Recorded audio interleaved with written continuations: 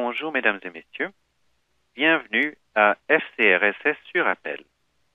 Je vous rappelle que cette téléconférence est enregistrée. Pour le moment, les participants sont en mode écoute seulement. Si vous êtes branché sur téléphone et que vous avez besoin de l'assistance pendant l'appel, appuyez sur étoile 0. Si vous êtes branché sur le web, pour obtenir une assistance, choisissez l'une des options de soutien technique au bas de l'écran. Je donne la parole à M. Steven Sammis, vice-président programme FCRSS. Monsieur Steven Sammis, bonjour et bienvenue à FCRSS, une série interactive de la Fondation canadienne de recherche sur les services de santé. FCRSS sur appel réunit des responsables des politiques, des responsables de services de santé, des chercheurs, le public et vous, pour participer à un dialogue sur les moyens d'améliorer la santé pour les Canadiens. Nous sommes heureux de vous offrir de nouvelles options de connectivité améliorées pour l'ensemble de notre auditoire, y compris une nouvelle vidéo sur web en direct avec audio et vidéo intégrés pour vous permettre d'écouter par les haut-parleurs de votre ordinateur. Nous offrons également l'interprétation simultanée pour notre auditoire en français. Je m'appelle Steven Sammis, je suis vice-président programme FCRSS. Je suis très heureux de vous souhaiter la bienvenue à cette téléconférence où nous explorons les possibilités de réforme du prix des médicaments génériques au Canada. Cette séance de FCRSS sur appel porte sur deux options pour la tarification des médicaments génériques, un barème dégressif et la mise en œuvre de systèmes d'appel d'offres afin de récompenser les producteurs tout en alignant davantage les paiements sur les coûts de production.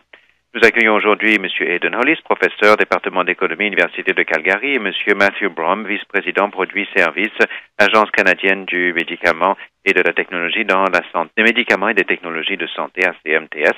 Il est ancien chef de la direction de Pharmac en Nouvelle-Zélande. Vous allez entendre de brefs exposés de nos deux conférenciers, et puis nous allons ouvrir la période de questions. Les instructions vous seront données à ce moment-là. Je suis très heureux de donner la parole au professeur Aidan Hollis. Monsieur Aidan Hollis. Merci beaucoup, Monsieur Sammis. Merci de me donner la possibilité de commenter le problème de la tarification des médicaments génériques. C'est un secteur qui, depuis 5 ou 6 ans, subit des réformes presque continues. C'est un secteur où de nombreuses expériences ont été menées, plus que dans tout autre peut-être. Je voudrais tout d'abord vous convaincre qu'il est malgré tout nécessaire de poursuivre des réformes supplémentaires. En outre, même si les réformes des quelques dernières années ont permis d'améliorer les résultats, nous ne sommes pas parvenus à un degré de perfection satisfaisant. Ensuite, je vais évoquer quelques mécanismes de réforme potentiels et je vais m'attarder sur l'un en particulier, le barème dégressif. Non pas parce qu'il est préférable aux autres solutions, mais parce que vous le connaissez peut-être moins bien. Nous allons également évoquer les appels d'offres. Alors, je vous prie de m'excuser, je n'arrivais pas à faire progresser la diapositive. Voilà. La tarification des médicaments génériques au Canada. Traditionnellement, les tarifs sont établis en fonction d'un système dans lequel la province verse une proportion fixe du prix de la spécialité. En Ontario, qui est à l'avant-garde, le prix du médicament générique était fixé à l'origine à 70% du prix du produit de marque, puis réduit à 70%, et puis comme c'était encore trop, cela a été réduit à 60%, et puis quelques années plus tard, à 25%. Il est évident que ces chiffres sont tout à fait arbitraires. Dans bien des cas, le prix du médicament générique est largement supérieur au coût de sa fabrication. Dans d'autres cas, il est inférieur. Alors, il est important de se rappeler pourquoi ce système existe.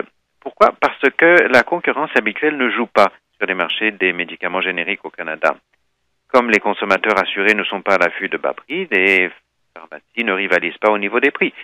Lorsque les fabricants sont en concurrence, ils vendent à un prix net largement au-dessous du prix remboursable car ils rivalisent pour que les pharmacies vendent leurs produits. Résultat net, même dans une situation de concurrence féroce entre fabricants, les prix ne diminuent pas au niveau du détail. Nous devons viser un système dans lequel les économies réalisables grâce à la concurrence bénéficient aux consommateurs. Je vais vous proposer un certain nombre de scénarios j'ai choisi presque au hasard quelques médicaments parmi les plus vendus au Canada. J'en ai examiné les prix. Alors, cette diapositive vous montre le prix du médicament de marque et le taux de remboursement en Ontario l'été dernier. Les prix dans la plus grande partie du Canada, hors Ontario, sont légèrement plus élevés, au moins le taux remboursé, le tarif remboursé.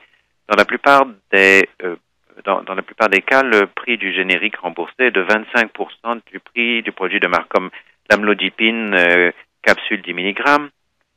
Le médicament générique est tarifé à 50 cents, exactement 25% du prix de $2 du médicament d'origine.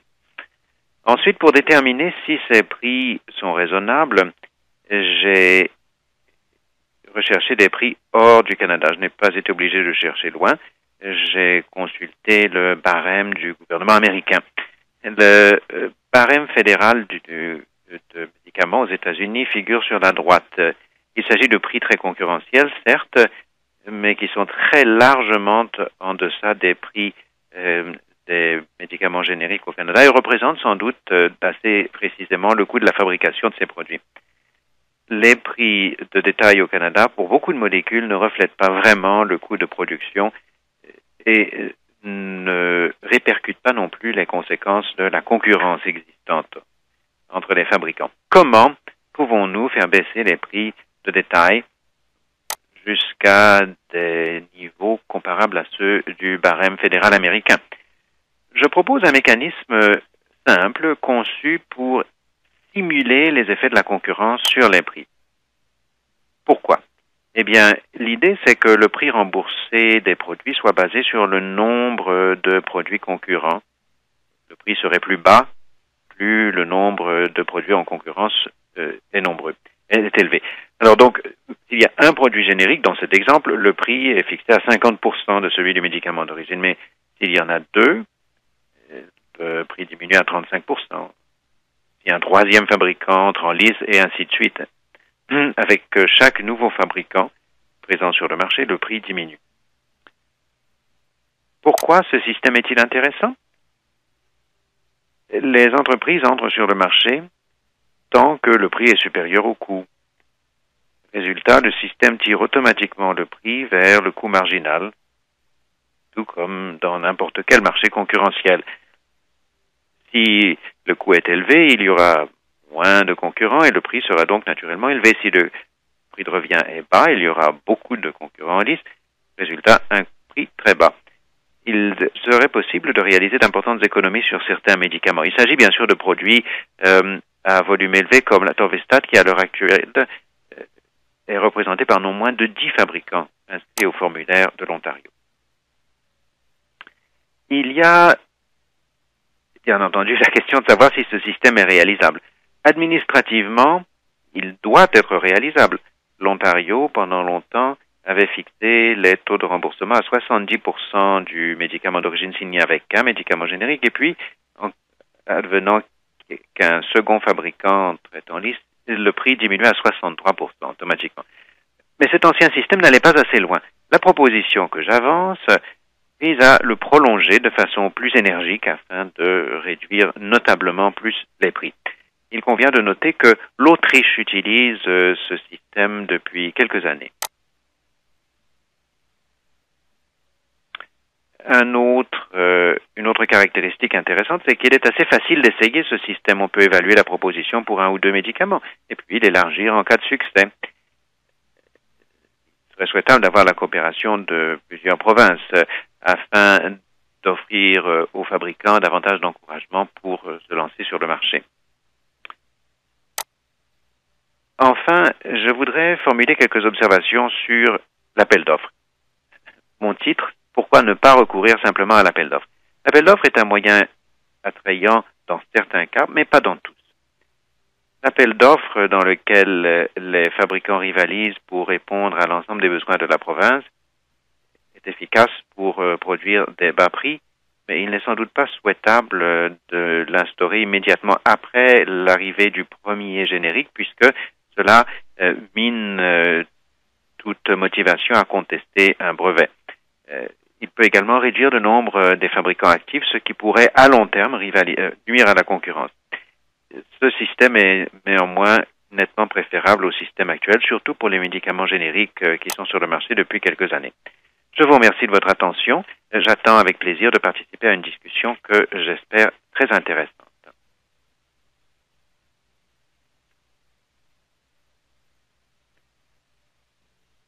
Monsieur Stephen Sammis, merci beaucoup, professeur Hollis, pour cette présentation fort intéressante. Nous allons pouvoir débattre cette proposition. Après l'exposé suivant, je donne la parole à Monsieur Matthew Brown. Monsieur Matthew Brown, merci beaucoup, Stephen Sammis. Moi aussi, je remercie la Fondation de me donner la possibilité de participer à cette présentation. J'ai été invité à présenter l'avis du décideur, mais j'ai un aveu à faire. Je ne suis pas actuellement décideur. Comme M. Sammis l'a dit, je me fonde sur mon expérience de décideur dans le système néo-zélandais. Bon, un peu de contexte. Pharmex est un organisme qui gère le régime unique qui assure l'ensemble de la population néo-zélandaise, l'assurance médicaments. L'un des leviers clés dont dispose Pharmex pour gérer ses dépenses en vertu de ce plan, en vertu de ce régime, c'est l'appel d'offres. Donc Pharmex recourt énormément à l'appel d'offres. Le Canada paye cher pour des médicaments génériques. Même si ces données sont datent un peu, elles datent de 2008, elles sont largement publiées et sont largement diffusées. Et il est évident, même quand on compare la situation au Canada à des pays où il existe des mécanismes de réduction des prix, beaucoup de pays payent 40 à 70% du prix générique au Canada. Pas le prix de la spécialité, mais le prix du médicament générique. Si l'on prend la limite inférieure de 40%, en 2008, nous aurions pu économiser au Canada quelques 700 millions de dollars. Un chiffre qui, à mon humble avis, est loin d'être négligeable. Il est juste de dire que les décideurs se trouvent face à des budgets qui vont sans cesse s'amenuisant. Pour acquérir de nouvelles technologies et de nouveaux services, ils doivent trouver des moyens de payer moins cher des anciennes technologies. Le seul moyen constitue à remplacer des intrants à coût élevé par des intrants à bas coût à toute occasion, afin que le système puisse payer davantage d'intrants ou des intrants nouveaux. Autrement dit, si vous ne subventionnez pas les intrants à prix élevé par des intrants à bas prix lorsque vous en aurez l'occasion, en définitive, vous n'aurez pas les moyens d'avoir le même nombre d'intrants. Les expirations de brevets constituent une excellente occasion d'acheter des intrants à des prix inférieurs. Récemment, j'ai assisté à un forum sur les politiques en santé au sein duquel l'industrie était largement représentée. Donc ce n'est pas une idée qui est venue uniquement aux acheteurs et au gouvernement. Mais l'industrie elle-même reconnaît que si nous ne trouvons pas moyen de réaliser des économies dans un secteur, dans une partie du secteur afin de payer les nouveaux intrants, eh bien, les possibilités de mise en marché des nouvelles technologies seront réduites.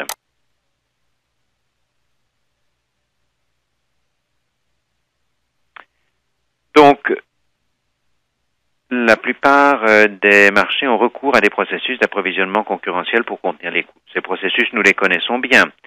Les devises, c'est un processus très simple où des appels de propositions, des enchères, tous ces processus sont très courants. La clé dans tous ces processus, c'est qu'ils ont tendance à limiter le choix, puisqu'ils confèrent ou ils débouchent sur un droit exclusif, ce qui est justement l'enjeu des offres. Sur la plupart des pays dans le monde choisissent plutôt sur les marchés de produits pharmaceutiques, choisissent plutôt de recourir à plusieurs fabricants et pallient donc l'absence de réduction des prix dus à la concurrence par des réductions par la voie de la réglementation. Alors pourquoi les marchés pharmaceutiques sont-ils différents? Au Canada, l'on s'intéresse surtout à l'acceptabilité plutôt qu'à l'efficacité. Bon, cette observation peut paraître audacieuse, mais c'est une conséquence du contexte. Au Canada, nous avons les moyens de nous permettre l'acceptabilité.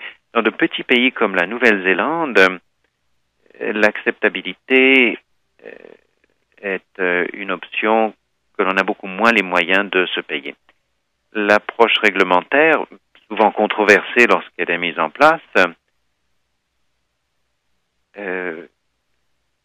a tendance à protéger des intérêts puissants. Les excédents des producteurs se voient attribuer une valeur plus élevée que les excédents équivalents pour les consommateurs. Pour recourir à l'appel d'offres au Canada, il faudrait gérer les conséquences controversées d'un système d'appel d'offres directement. En Nouvelle-Zélande, j'ai dû gérer toutes ces préoccupations. J'en ai énuméré quelques-unes. Tout d'abord, il est évident que l'appel d'offres entraîne un certain nombre de conséquences. D'abord, vous conférez un droit exclusif. Pour conférer ce droit exclusif, mécaniquement, vous réduisez les choix des consommateurs. On pourrait soutenir que cela n'a pas de conséquences, mais dans certains cas, il y a effectivement des conséquences. Bien sûr, la multiplication des marques de la même molécule sont identiques. Les produits sont identiques, sauf le conditionnement. Mais il arrive que que les médicaments soient fabriqués de façon un peu différente ou contiennent différents adjuvants, différentes substances, différents tampons. Et donc, il existe parfois de légères différences. Comme le professeur Lys le faisait observer, le processus d'appel d'offres aurait un impact sur les pharmacies. C'est évident que les fabricants de médicaments génériques rivalisent de façon agressive pour convaincre les pharmacies de conserver leurs produits en stock. Le seul problème, c'est que cette concurrence n'offre pas d'avantage aux payeurs ou aux consommateurs, mais à la pharmacie. Il y a également la xénophobie. On craindra que la plupart des produits viendront de l'Inde ou de la Chine ou de pays dont on considère que les produits sont de piètre qualité. Je me hâte de préciser que ce genre d'objection ne résiste pas à l'examen objectif.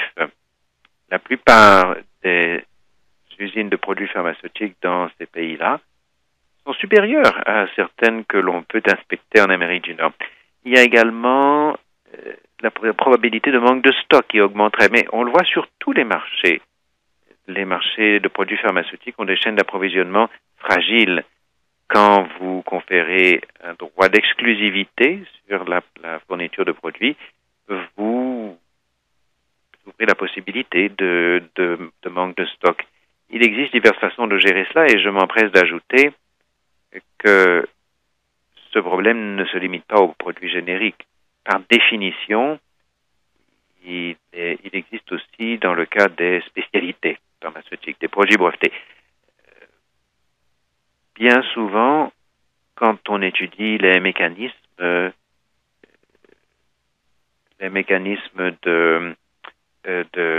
prescription, beaucoup de prescripteurs remplacent les produits de marque par des produits génériques. Plutôt remplacent les produits génériques par des produits de marque. Et donc, la possibilité de réduction de coûts est perdue. Il y a un certain nombre d'autres observations que je n'ai pas évoquées. Les contestations par les détenteurs de brevets, il faut gérer cela avec soin. Et puis aussi l'impact sur les producteurs locaux. Mais comme je l'ai dit dès le début, il existe des moyens acceptables de remédier à la quasi-totalité des conséquences de la libre concurrence, et de l'appel d'offres en particulier.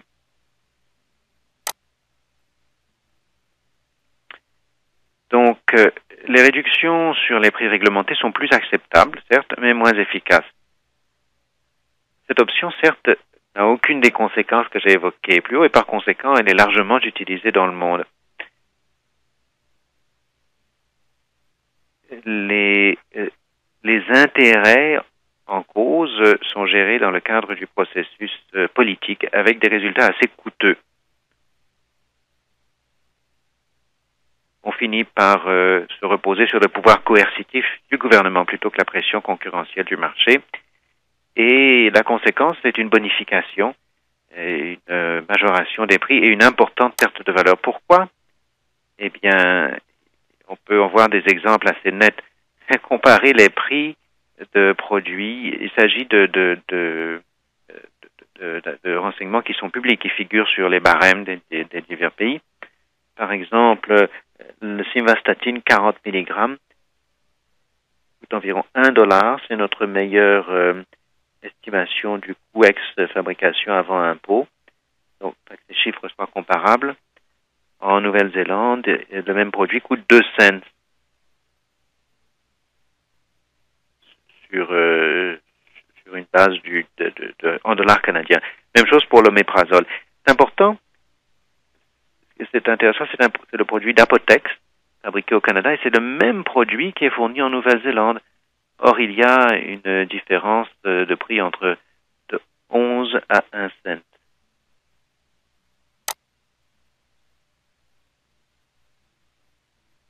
Plutôt, c'est le dernier produit, Metformin, où il y a une différence entre 11 et 1 cent.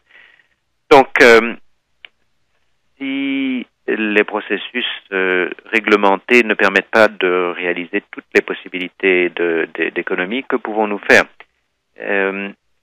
Les processus concurrentiels ouvrent la possibilité de récolter des avantages dans l'avenir, puisque leur impact est généré par des acteurs individuels qui prennent des décisions sans être soumis à coercition.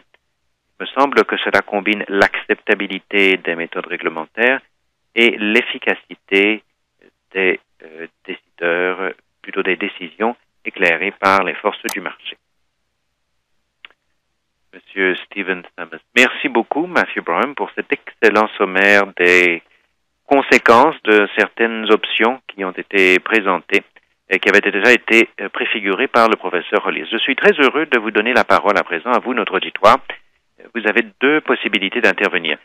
Les participants anglophones et francophones sont invités à poser leurs questions électroniquement en utilisant la boîte de questions au bas de votre écran à gauche. Pour les participants anglophones seulement, si vous n'êtes pas branché sur ordinateur, vous pouvez poser votre question oralement en appuyant sur étoile 1 sur le clavier de votre téléphone. Lorsque vous posez une question, nous vous demanderions de préciser à qui elle s'adresse et nous vous demanderions de poser une seule question à la fois. Tout d'abord, je vais demander s'il y a des questions au téléphone.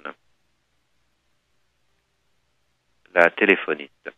Mesdames et messieurs, si vous désirez poser une question, appuyez sur étoile 1 sur le clavier de votre téléphone.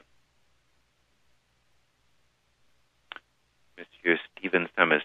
Bon, en attendant de voir s'il y a des questions au téléphone, répondons à certaines questions qui nous sont parvenues en ligne. Tout d'abord, je peux poser la question à l'un ou l'autre d'entre vous, messieurs.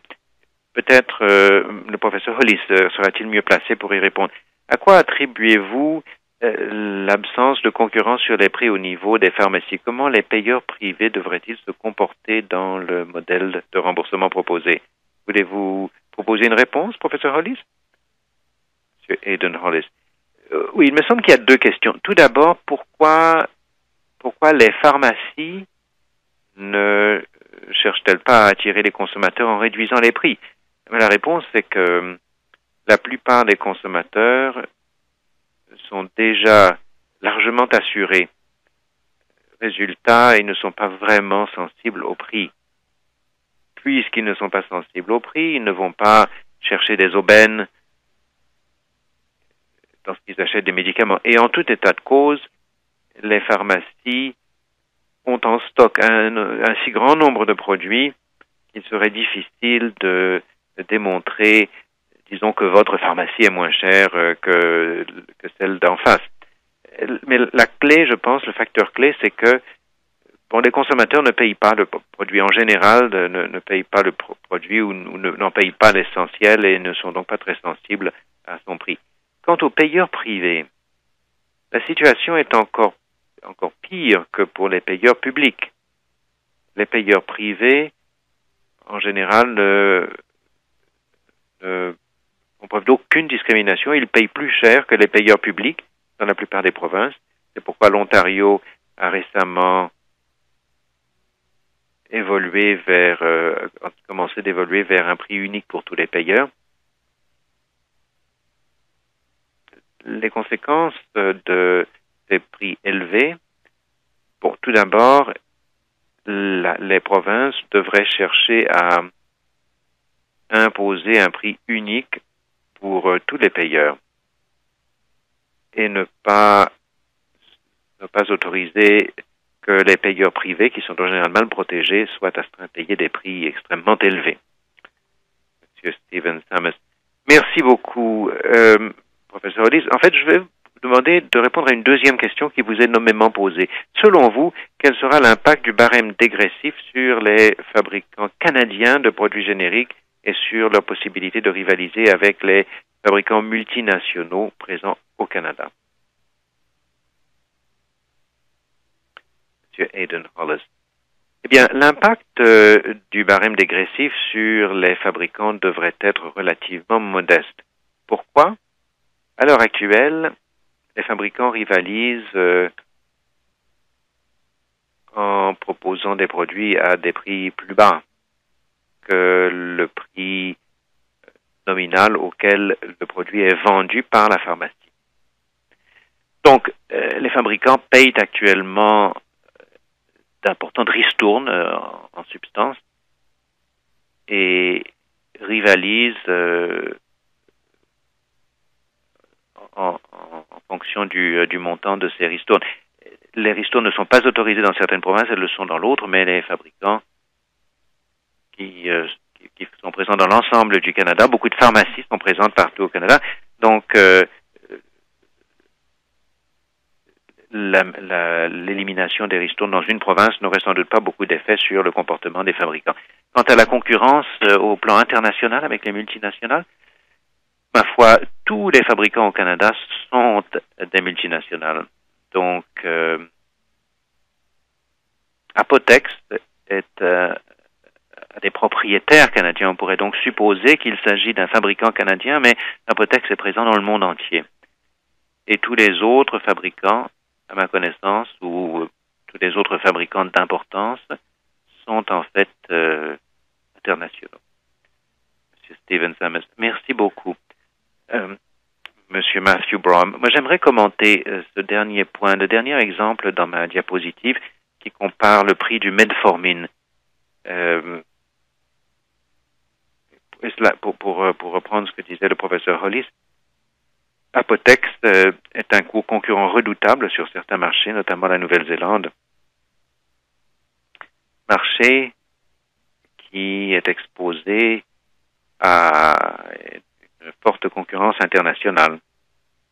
Je crois qu'il serait hâtif de conclure que le barème dégressif désavantagerait les fabricants canadiens. Le simple fait d'ouvrir le marché à la concurrence sur les prix. Monsieur Stephen Summers, merci, Matthew Brom. C'est un facteur important. Voici une question que l'on nous pose. Est-ce que certaines provinces ont un meilleur système que d'autres et pourquoi n'existe-t-il pas d'organisme centralisé pour toutes les provinces canadiennes pour leur permettre d'obtenir de meilleurs prix? Monsieur Matthew Brom, moi je ne suis au Canada que depuis quelques mois. Je cède donc la parole au professeur Hollis. Monsieur Aidan Hollis. Eh bien, il existe différentes politiques dans différentes provinces. Vous avez cité, par exemple, les changements mis en œuvre par l'Ontario. Même les données présentées par Matthew Brom sur la Nouvelle-Zélande par comparaison aux instances canadiennes dans sa présentation. Eh bien, au niveau des comparaisons entre les provinces, on constate une régression continue des prix depuis quelques années. Je dirais une rétrogradation. L'Ontario essentiellement fixe le prix pour tout le monde et puis diminue à 50%. L'Alberta coupe à 45%, la Colombie-Britannique sabre à 35% et puis l'Ontario maintenant dégringole à 25%. Donc, pour savoir qui bénéficie des plus bas prix, pour l'instant, il semble que ce soit l'Ontario, le leader du bas prix. Mais toutes ces provinces ont des systèmes très semblables. Il s'agit de déterminer à quel pourcentage le prix est fixé. Je ne suis pas convaincu qu'un système soit meilleur qu'un autre. Monsieur Stephen Summers, une question pour Matthew Brum qui nous arrive sur Internet. Ne faut-il pas tenir compte des coûts de production, salaires, des taxes sur les sociétés, du pouvoir d'achat des consommateurs, etc., lorsqu'on compare le prix des produits génériques d'un pays à l'autre? Monsieur Matthew Brum. Non. Non, il faut tenir compte des prix qui sont mis à jour par les processus concurrentiels. En définitive, tout dépend beaucoup de la façon dont vous ouvrez le marché aux concurrents. Si vous y teniez vraiment, vous pourriez essayer de gérer un processus concurrentiel. Bon, en Amérique du Nord, si vous voulez tenir compte de ces effets, vous estimez qu'il pourrait être néfaste pour les producteurs, vous pourriez donc ouvrir la concurrence uniquement aux fournisseurs locaux ou aux fournisseurs nord-américains, ou vous pourriez choisir d'autres balises. Mais je me hâte d'ajouter qu'à mon avis, en définitive, le problème ne sera pas trop grave. Monsieur Stephen Summers. Une question pour Monsieur Hollis. Comment pouvons-nous nous assurer que la protection des producteurs génériques n'entraînera pas des réductions supplémentaires dans l'investissement dans l'industrie pharmaceutique au Canada, d'où un impact néfaste sur notre secteur des sciences de la vie? Professeur Aidan Hollis. Cette question est basée sur l'hypothèse que les fabricants seraient notablement lésés par les bas prix. Or, l'observation que j'ai faite auparavant, c'est que les fabricants rivalisent déjà, mais ils rivalisent non pas sur le montant de prix, mais sur les ristournes qu'ils versent aux pharmacies. Donc, je pense qu'il n'y aurait pas de changement notable dans la rentabilité des fabricants en vertu d'un système de barème dégressif. Monsieur Stephen Summers, alors je demande à la téléphoniste s'il y a des questions au téléphone. La téléphoniste. Il n'y a aucune question au téléphone. Monsieur Stephen Summers. Bon, moi j'ai une question ici, peut-être pour Monsieur Hollis encore.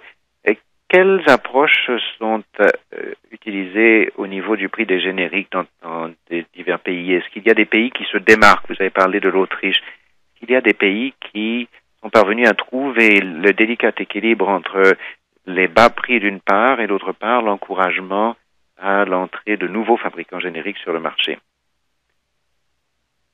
Monsieur Aidan Hollis. Ça, c'est une question intéressante.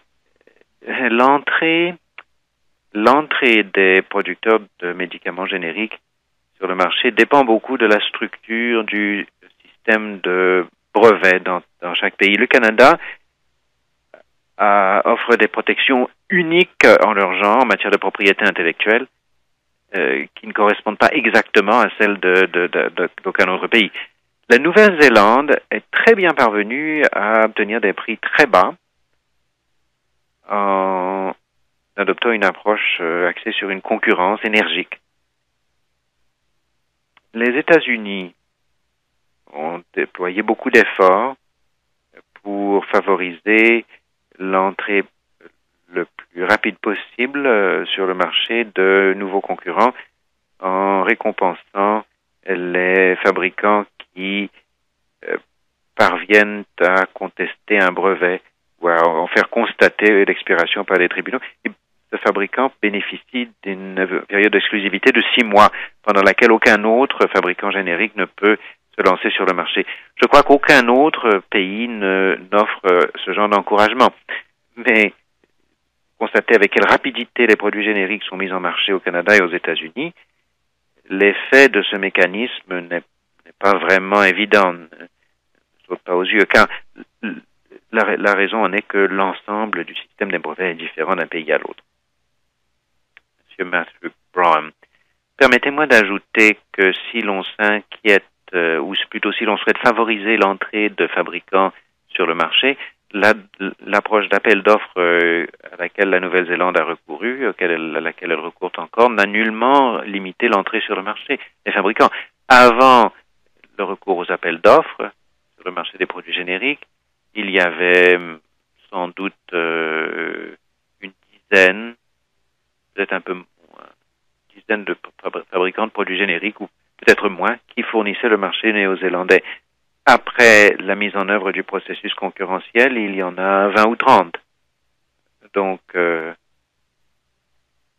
pense qu'il est apparent que l'instauration de la concurrence est propice à l'entrée d'un plus grand nombre de fabricants sur le marché. Je ne sais pas si c'est ce que l'auteur de la question voulait savoir, mais c'est du moins ce que nous avons constaté. La concurrence a tendance à encourager et non décourager l'entrée de fabricants sur le marché. Monsieur Stephen Summers, une question qui nous est posée l'un ou l'autre d'entre vous pourra y répondre. Est-ce que l'on a des estimations du coût de la mise au point de produits génériques par industrie? Je suppose que l'auteur de la question veut alors savoir quel impact cela peut avoir sur l'établissement du prix de remboursement.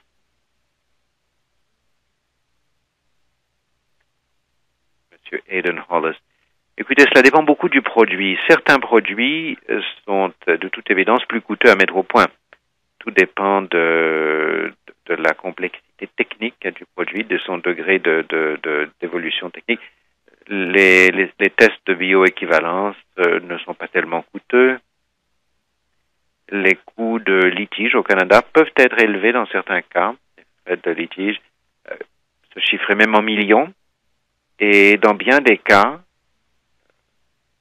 les produits sont mis au point au niveau international. Donc, le travail de chimie, de fabrication est effectué pour le marché mondial et non seulement pour le Canada. Monsieur Matthew Brown. Oui, la grande question. Bon, si les signaux sont bien en place, si des contrats sont en place, eh bien, les fabricants ont l'occasion de recouvrer leurs coûts, quelle que soit la situation. Lorsque nous organisons des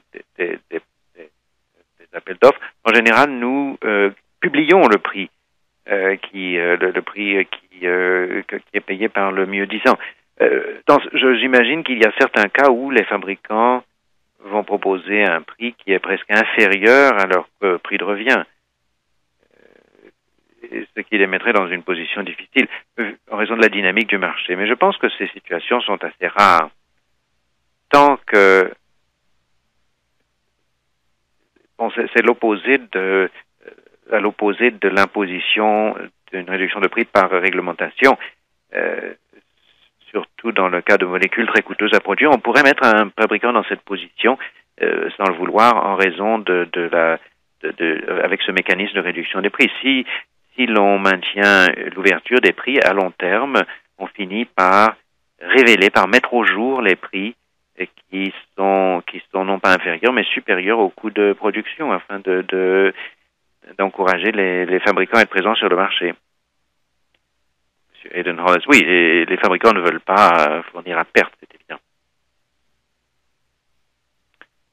Monsieur Stephen Thomas. Monsieur Hollis, une autre question qui nous est posée. Dans quelle mesure les règlements canadiens sur la forme et le conditionnement des produits génériques réduisent-ils la concurrence? Monsieur Aidan Hollis. Cette question est importante. Quand nous comparons les prix entre pays, le prix le plus bas au monde a tendance à être facturé pour de petites pilules blanches qui ressemblent à toutes les autres pilules blanches. Alors qu'au Canada, Normalement, le médicament générique a le même format, la même taille, la même couleur que le produit de marque, afin de réduire la confusion chez les consommateurs. Donc, il est évident que cela pourrait entraîner des coûts supplémentaires, puisqu'il faut bien sûr engager des frais pour produire une pilule de telle taille, de telle couleur, de telle forme, ce qui augmenterait quelque peu le prix par comprimé et permettrait moins facilement aux fabricants internationaux qui ne s'intéressent pas plus que ça au marché canadien de participer. Donc, oui, il faut prendre un certain engagement où il faut vraiment vouloir être présent sur le marché canadien et il faut disposer de capacités de fabrication flexibles. Ceci étant dit, la différence de prix que nous observons pour tous ces produits ne reflète pas le coût supplémentaire de fabrication d'un comprimé d'une certaine forme, taille et couleur.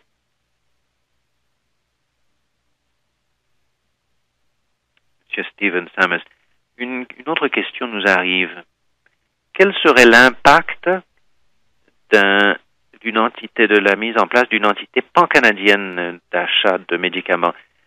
Monsieur Brown, là, je veux pas vous mettre sur la sellette en vous demandant si vous pensez que ce serait bon ou pas, bonne idée ou pas, mais d'après votre expérience en Nouvelle-Zélande, comment répondriez-vous à cette question? Quel serait l'impact de la création d'une entité d'achat unique au Canada?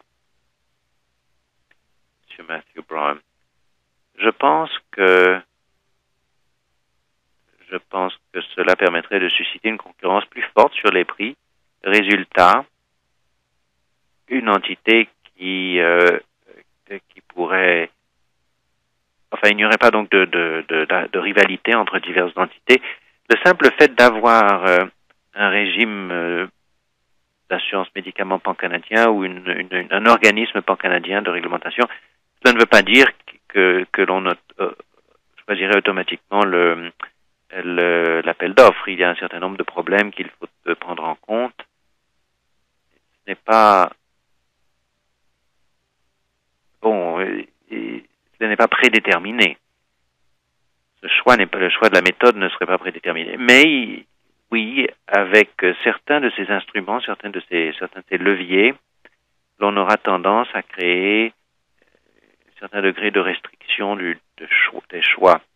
C'est sans doute le plus gros problème qui doit être géré.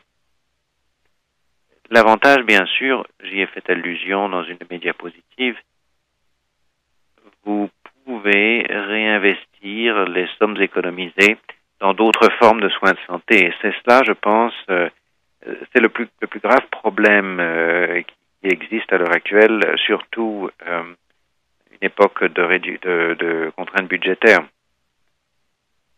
Selon mon expérience, la rapidité avec laquelle on peut adopter les nouvelles technologies, dont certaines peuvent être très avantageuses, est réduite. On n'est pas en mesure d'adopter ces nouvelles technologies aussi vite qu'on le pourrait. Donc, si vous n'êtes pas en mesure de réaliser des économies grâce à la concurrence sur les prix et de les redistribuer afin de faire l'acquisition de technologies nouvelles et à valeur plus élevée.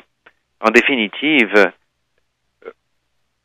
oui, il serait possible d'obtenir des avantages globalement, mais pour que ce soit très très clair, il y aurait des conséquences que certains pourraient considérer comme étant négatives. Monsieur Steven Summers, nous avons reçu, nous, 2 questions sur l'industrie des pharmacies, l'industrie de la pharmacie. Monsieur Hollis, nous allons peut-être commencer par vous. Dans quelle mesure la consolidation des pharmacies de détail, sous forme de chaînes de grande taille, a-t-elle eu un impact sur la concurrence sur le marché? Et la question qui fait suite, avons-nous trop de pharmacies au Canada? Monsieur Aidan Hollis. Bon, je ne connais pas la réponse à la première question. L'impact sur la compétitivité.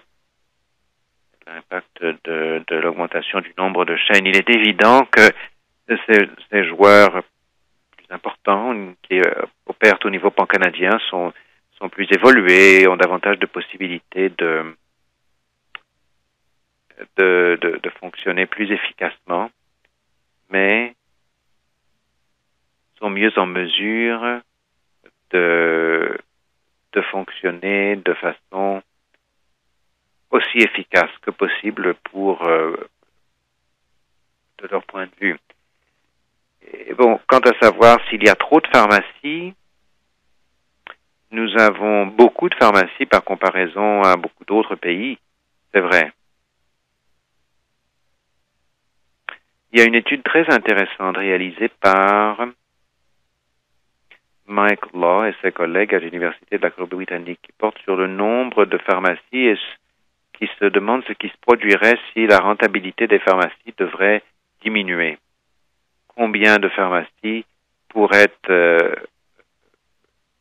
fermer leurs portes et quel serait l'impact sur la proximité de la pharmacie moyenne aux consommateurs.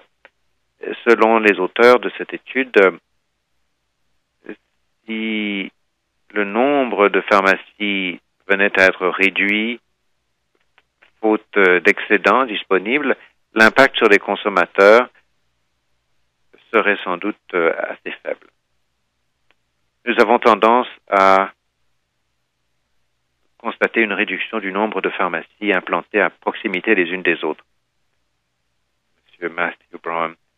Bon, je n'ai pas mené ces recherches, mais enfin, il me semble que c'est assez clair. Si l'on se promène au centre-ville de n'importe quelle grande ville au Canada, on voit tellement de pharmacies, je pense que c'est un bon indice d'un excédent de pharmacie. Monsieur Steven Samis. Oui, on le voit dans certains quartiers de nos villes. Bon, une autre question. Pourquoi les grandes chaînes de produits pharmaceutiques ne peuvent pas acheter leurs propres fabricants de produits pharmaceutiques, se fournir elles-mêmes et jouir d'un avantage économique? Par exemple, les marques maison de spécialités, de médicaments génériques et de médicaments en vente libre. Est-ce que Pharmaprix au Québec n'a pas mis en place un tel système il y a quelques années? Est-ce que cela ne se produit pas aux États-Unis? Monsieur Aidan Hollis. Il existe un fabricant de produits génériques au Québec qui est la propriété d'une chaîne de pharmacie. L'Ontario lutte pour éviter ce phénomène en Ontario. L'idée étant l'Ontario ne veut pas que des ristournes soient payés et que la chaîne soit propriétaire du fabricant. Ce serait essentiellement une façon de contourner l'interdiction des ristournes. Donc, est-ce que cela entraînerait des économies? Je ne vois pas pourquoi au juste.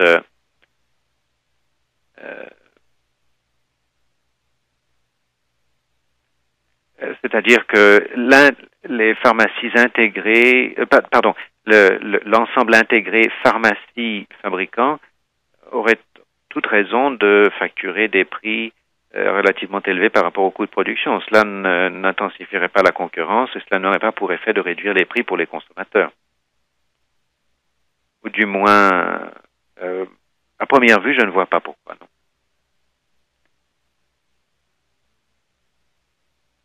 Monsieur Steven Samis, permettez-moi de faire un suivi. Justement, une autre question nous est posée au sujet de l'industrie. À quel point la réglementation au Canada relative à la publicité directe aux consommateurs est-elle reliée à vos propositions de réforme du marché des produits génériques?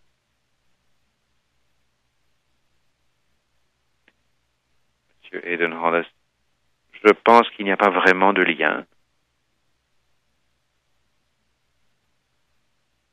Pour les restrictions sur la publicité directe aux consommateurs, bon, il est possible qu'il soit difficile d'avoir une concurrence réelle sur les prix entre les pharmacies. C'est peut-être le lien, oui, envisagé par l'auteur de la question, Monsieur Matthew Brown. Moi, je pourrais faire une réflexion. En Nouvelle-Zélande,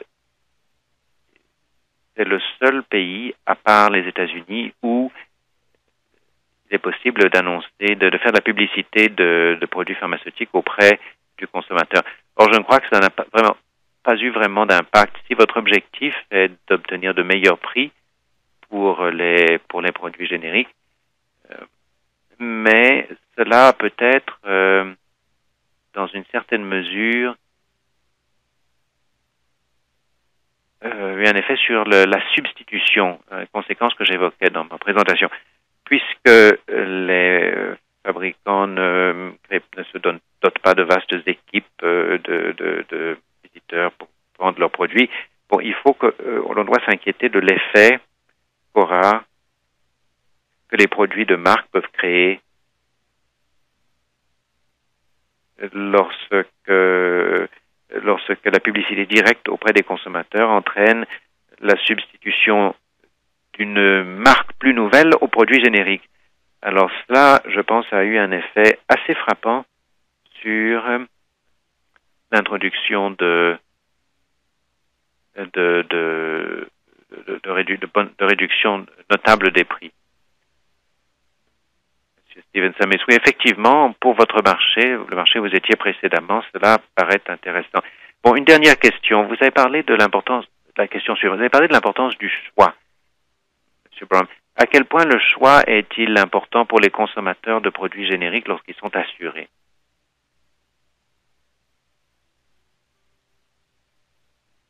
Monsieur Matthew Brown, je pense que ça compte malgré tout. La question est très bonne, mais je pense que cela compte quand même parce que fondamentalement, il s'agit disons, c'est le consommateur, le patient doit être convaincu que le produit qu'il consomme est essentiellement le même ou à la même qualité, aura le même effet que celui qu'il consommait l'année d'avant. Donc le choix peut représenter un problème car lorsque vous mettez en place un programme plutôt d'appel d'offres, d'une période à l'autre, vous pouvez vous retrouver avec un fournisseur différent, un produit d'aspect différent. Bien sûr, cela dépend des règles que vous pouvez avoir. Monsieur Hollis a évoqué tout à l'heure les règles sur l'apparence, la couleur des comprimés, etc. Mais je crois que c'est là que le consommateur éprouve les effets des choix différents des gestionnaires du système. Donc, oui, c'est un problème réel et il faut, c'est certain, avoir des moyens de gérer les conséquences. Certains patients réagissent mal au changement ou éprouvent des objections, des inquiétudes, des craintes. Il faut les apaiser. Dans d'autres cas, il suffit d'informer, de sensibiliser et de convaincre le consommateur que son produit est le même, mais simplement d'une marque différente. Alors, donc même dans un marché assuré, oui, on peut constater une résistance de la part des consommateurs face au changement de produit, même si, d'après les entretiens que j'ai eus avec